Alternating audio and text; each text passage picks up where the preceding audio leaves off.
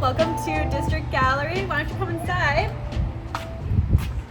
All right, so this is our gallery right here.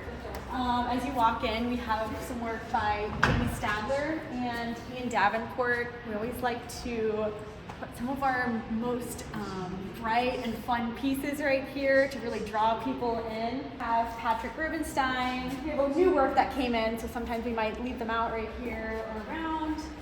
But walking around his work, you see a different image as you move around it, which is super, super fun. Right here, we love our artist Alejandra Nunes Advent. She works on these Clubos sculptures, and they're meant to be held, and they're very colorful, and it's really fun to look inside them, and it's almost like a little galaxy or universe of its own. So we love that about her work, and we love how people are able to interact with it. Here's another one of our artists, Gavin Rain. His work is really fun, another really fun work to interact with. So I can get close to it. So it's like pointillism, and then you move away, and then it becomes someone's face. Yeah, so that's Elvis Presley right there. We have Mr. Brainwash right here. He often does these silk screen works, and each one is changed a little bit, whether that be through graffiti or any handmade marks. We just got some work in by Matt Devine. He does these large sculptural works.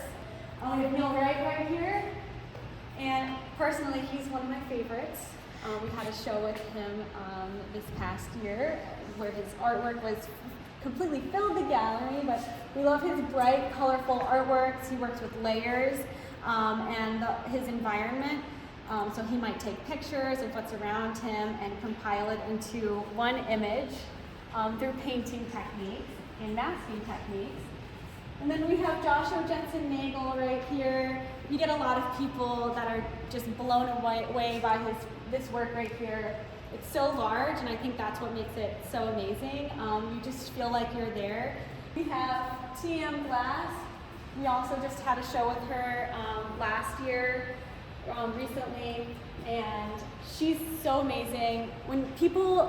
Every time people come up to these works, they can't tell if it's like a photograph or a painting, but she uses photography as a tool, and she compiles those works into one image, and they're actually considered digital paintings. And then we have Orit Fuchs right here, which we, of course, will have a show with her very soon. So if you're wondering what her artwork looks like, this is an example. She loves to create these paintings of very empowered women, and she does that through the poses and the colors that she uses.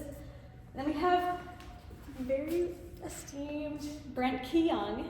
He actually has work in the Cleveland Museum of Art, and he actually used to teach at the Cleveland Institute of Art. So we're happy to have his work here and happy to have it by the windows and be really well lit, so you can see all of those shadows from all of those patterns in his work. So we have some work by Randall Ford right here.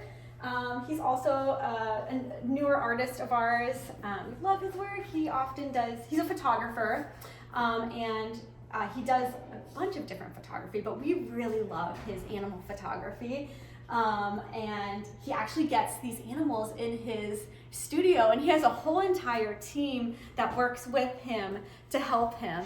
And he's really waiting for that split second when the animal is showing just a bit of their personality.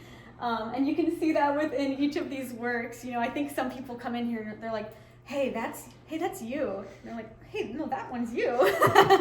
So we love Randall Ford. We have Hunt Slonim right here. Also very well-known artist. We have a lot of his bunnies.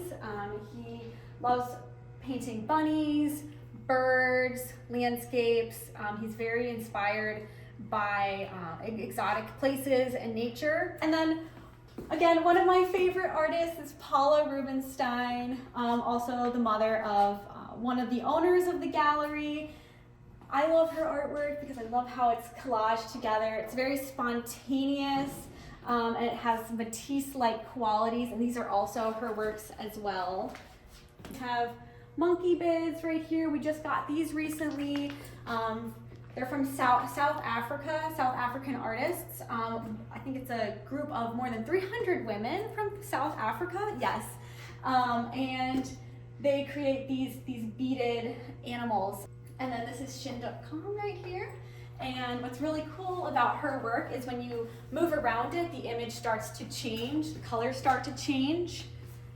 And so that's one of our smaller works by her, but yeah, I know. But we have bigger works by her as well, and they're just so fun to interact with. Here it is work by Carolina Kane. Carolina, you could tell us more about your work. Take it off the wall. This is my artwork.